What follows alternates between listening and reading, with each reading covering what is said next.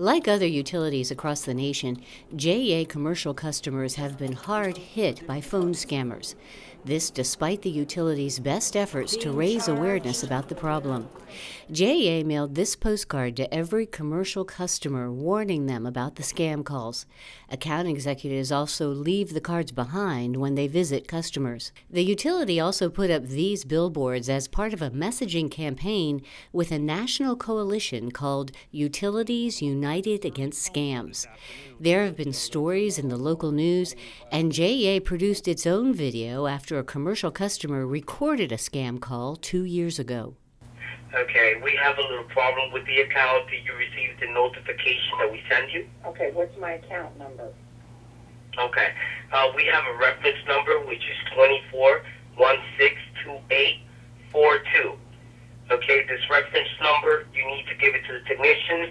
Once they go over there, they're not going to set no checking, no money, no nothing. They're going to disconnect your power. Are you with me now? I'm listening, sir. Okay, so I can give you the instructions of what you need to do, ma'am. There's balance past due of $975.28. Please write it down. Okay, Michael, what is your employee number? Okay, the number is, my employee number is 261462. 24, say it again, sorry, I didn't write it down. Okay, you have a great day, ma'am. Disconnect your power, guys. Despite efforts to get the word out, customers in the U.S. and Canada are still buying MoneyPack cards, still paying scammers. Why? The callers are getting more sophisticated. This Jacksonville man was fleeced out of $500. He's busy, has his own business, but he also helps his wife pay the bills at her busy dental practice. A man called our office, the front desk, claiming to be from JEA. Spoke to the front desk. She came in and said there's somebody on hold from JEA saying they're on their way to cut the power. And so I picked up the phone. I talked to this man. His name was Alex White, or he identified himself as Alex White. And he said that they're on their way, the technician's on the way to cut the power unless I paid the outstanding balance. And I said to him that we are on auto pay, so we shouldn't have an outstanding balance. And he said that our auto pay expired at the end of the year and that you have to renew it each year. And I said, okay, well, that was the first I'd heard of that. What was interesting about him was that he had an answer for everything. It's almost like he was prepared. I get through multiple calls for common responses to these type of questions. And also, he sounded like he was actually from Jacksonville. So it wasn't somebody from even outside of Jacksonville, the area. So I very quickly identified my mind from JEA, local person. It all kind of connected, although I wasn't consciously thinking that. The other thing was, I only work here part-time to help my wife, and I had gotten behind on some of the mail, so there was all this mail sitting on the couch I hadn't got to. He says, didn't you get our notice? And I'm looking over here at all this mail on the couch. I said, well, maybe you sent me a notice, but I didn't get to it. What made it authentic was he didn't immediately say, okay, pay cash or go get a bank draft. He said, pay at the JEA station first, right? So that says, oh, okay, well, then he's sending me to the JEA station. It was really my decision that I didn't want to go across town to the JEA.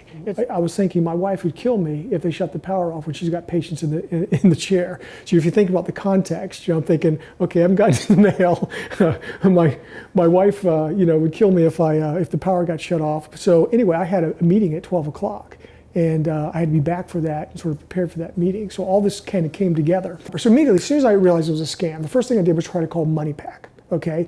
And I turn around the card, look for a number. And of course, in big letters, it says, beware of scams, don't give money to your trust. So I'm like, this is kind of reinforcing this is a scam. So I went on the internet to see if I could find a number for MoneyPack. The only number I could get would not get me to a live person, which was annoying, because what I was trying to do was block the payment. Because we're talking about, I just did this an hour, maybe 2 hours max before. So I couldn't reach somebody. And then I kind of read up on MoneyPack, and one of the criticisms of MoneyPack, and they facilitate this fraud. So I called this private investigator. I said, I just got scammed, and here's the telephone number. I said, can you trace this telephone number? And so he looked up the number. He says, the number's registered in India. He says, this is common for these kinds of scams because it presents two problems for people in the U.S. One, you can't go to your local authorities. They can do nothing about it. And even if you go to a federal agency, they can't do anything overseas. Diplomatically, no one's going to these scams are below the radar. You know what I mean? In aggregate, they may amount to a fairly significant amount, but per transaction, it's not enough for anybody to get involved at an official level. If this is the perfect scam, stopping it will not be easy. Every customer must be educated. To that end, the U.S. House of Representatives declared the third Wednesday in November National Utilities United Against Scams Day.